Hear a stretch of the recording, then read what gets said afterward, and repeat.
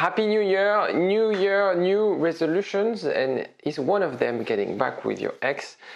If you don't know already, 9% of people achieve their resolution, their New Year's resolution. And interestingly enough, it's a common stat that I see on my videos.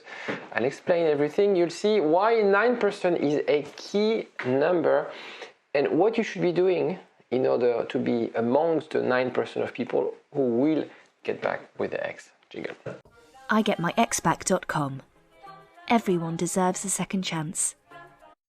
As I said, 91% of people fail their New Year's resolution, and I think the stat is more than 50% just after 1 month.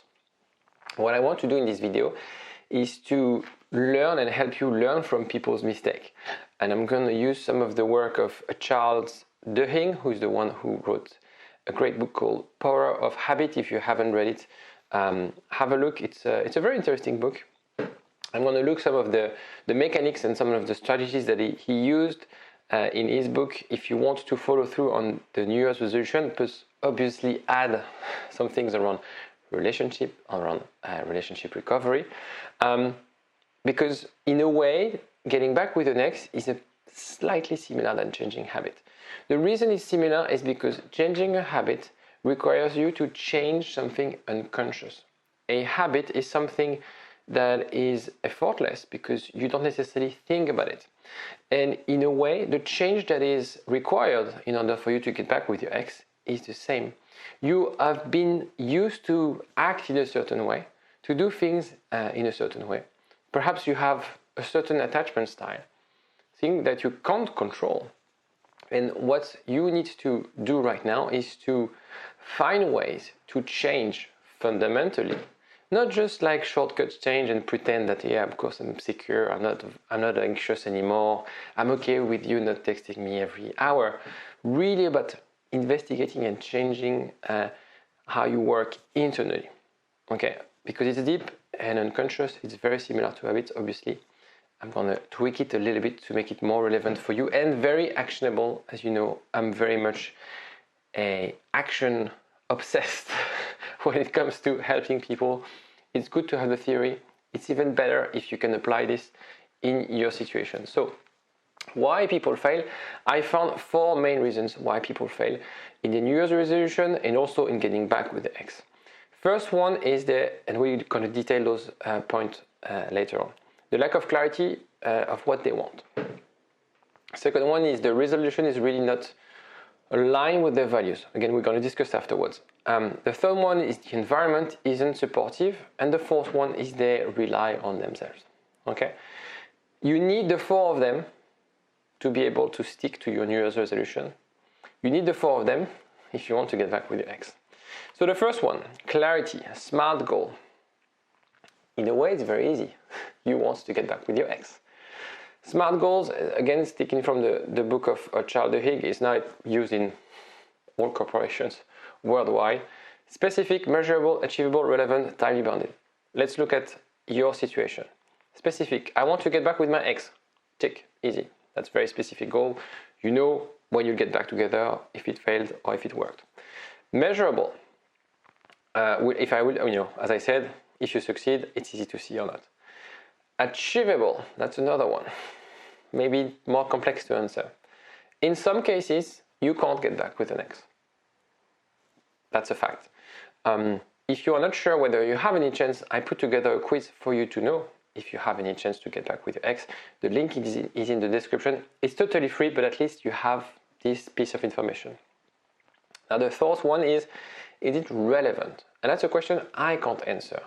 It's really about what do you really want?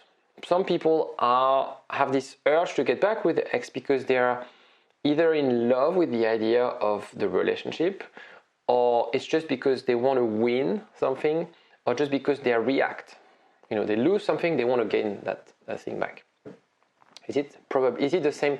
Is it the right decision for you right now to get back with an ex? I don't know. You have to figure out, but it's very important because I've helped some people who spent like weeks and months, and they realize actually they don't want their ex back.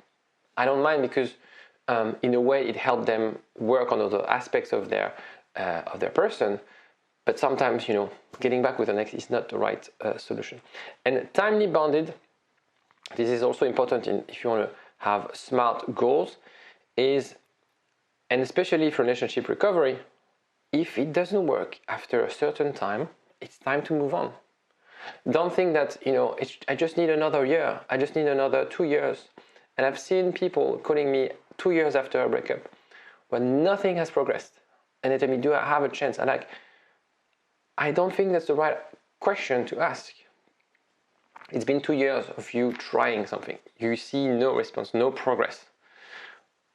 Perhaps there are things around your communication that you can improve and we can work on that and so on and so forth. But it's been 2 years and your ex hasn't really given you any sort of hope, any sort of sign. Perhaps they're dating someone and they keep you on the friend zone. You should move on because it's not going to work.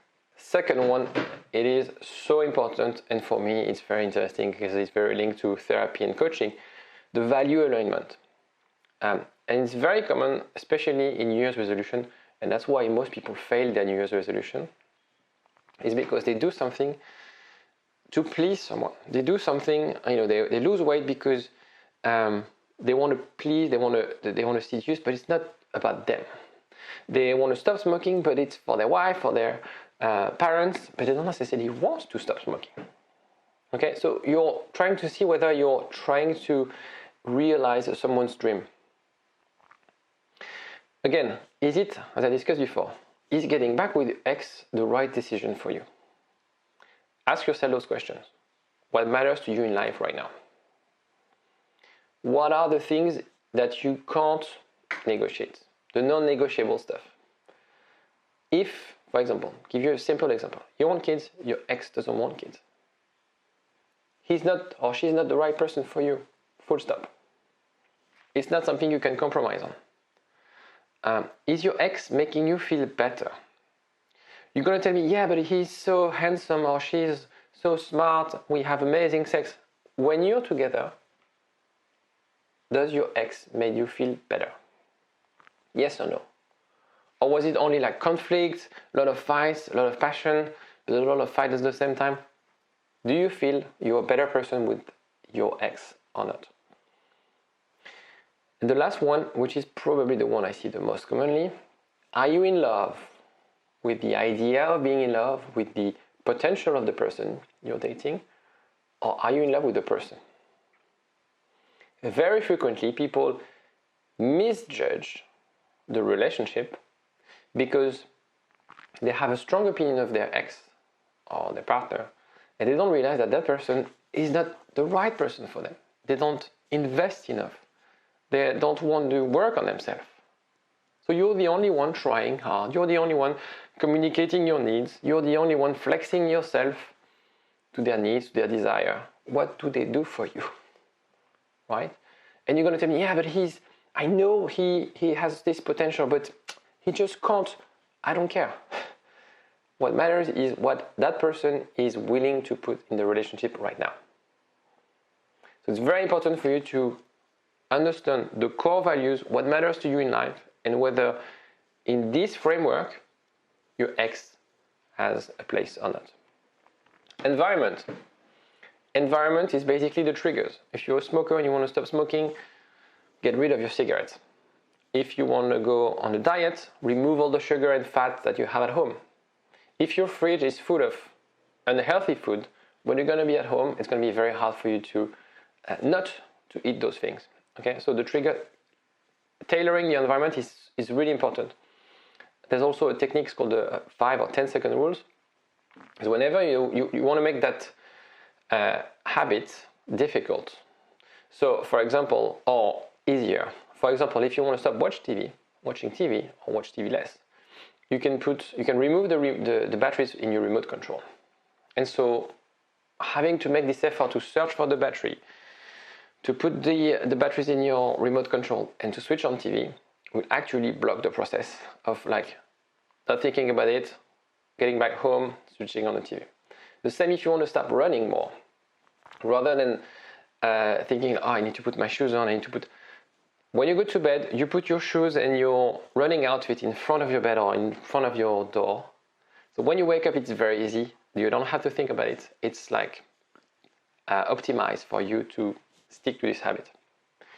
So it's very important in that case, if you want to get back with your ex, or if you want to heal, because getting back with an ex starts also with healing from the breakup, you need to get rid of the negative people. So change the environment in a way that you can only have positive people with you.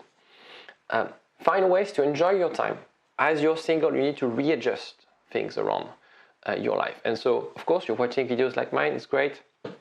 But even better if you go out there, meet people, have an activity, sport or hobby, whatever, to use that time to have some pleasure.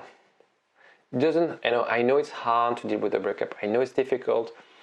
I know sometimes you lack motivation, but it's also an opportunity for you to do other things. Get that dopamine rush. Also, potentially a good idea to start no contact, because when you're in touch with your ex, when you are sort of stalking on their social media, that's not really healthy because it brings you back to that relationship. A little bit like when you're a smoker, I always use this image of the smoker because love is kind of an addiction. If you are smoking in front of someone who tried to stop smoking, it's going to be very hard for them. It's going to be really like a torture. And that's what you do when you look at their Instagram, when you look at their updates on Facebook and so on and so forth. You're actually torturing yourself because you are, again, experiencing the relationship at the same time as the fact that you can't be together. So no contact for a bit is very healthy for you to reconstruct yourself, to focus on yourself. Fourth one is relying on yourself. So a lot of people, they think like, I've figured it out. I've watched some of Alex's video and it's going to be easy, no contact, work on myself, find a hobby, and she's going to get back with me. Of course, you are the solution. I'm not going to create a new person. You have the potential, but you also are the worst enemy. And it's something I see, and I've actually experienced it myself when I was a kid.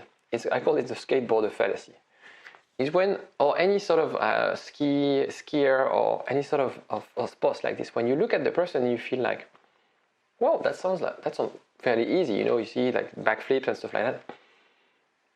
It seems fairly easy, and then you jump on the skateboard and you you fall down like crap, because it's not the same as watching something, thinking, okay, I understand the dynamic, you just have to bend your knees and find your balance, and then you just have like to flip the board and so on and so forth. So, after an hour I could master this. Then going on the board, crushing yourself 100 times, figuring out what works or not. So consuming content like mine, like any other content, is great because you familiarize yourself with what you have to do.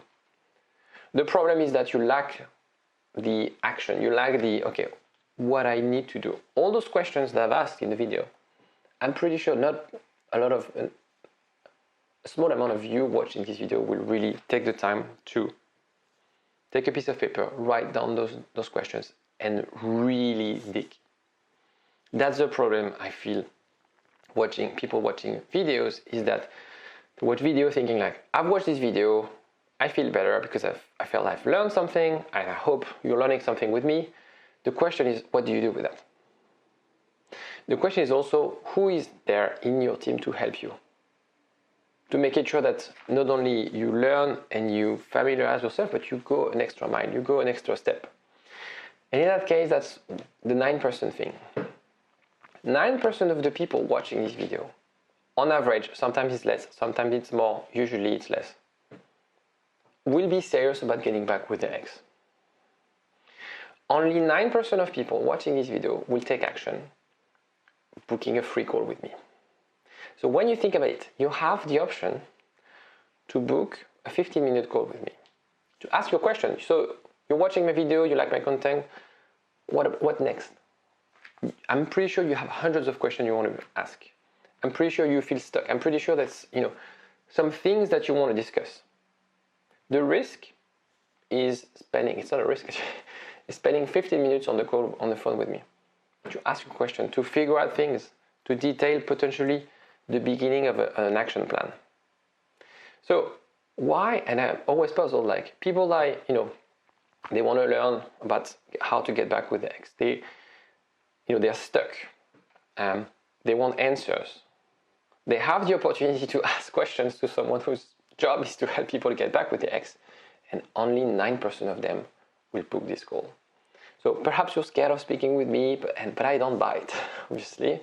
And I'm not a native English person, so if you're not a native English person, I don't mind. I don't have if you have an accent. What matters is what are you doing today to maximize the chance of you getting back with your ex.